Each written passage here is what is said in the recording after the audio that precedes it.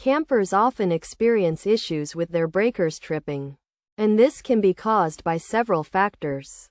Overloading the electrical circuit beyond its capacity is a common reason, as well as short circuits resulting from damaged wiring, faulty appliances, or loose connections. The breaker itself may be faulty due to wear and tear over time, or the wiring and outlets may be damaged. Plugging high power consuming appliances into the same circuit as other devices can also lead to tripping. Additionally, extreme weather conditions can affect outdoor electrical components connected to the breaker.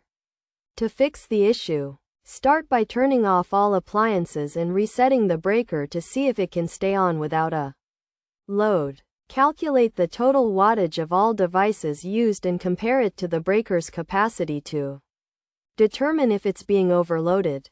Inspect all wires and outlets carefully, and consult a professional to replace any damaged ones. If the breaker is old, damaged, or worn out, it should be replaced. It's also a good idea to check the external power source voltage to ensure it's suitable for the RV. If the problem persists, consider consulting a professional to conduct a diagnostic inspection and fix the issue. By following these steps, you can identify and resolve the problem with your camper's breaker tripping.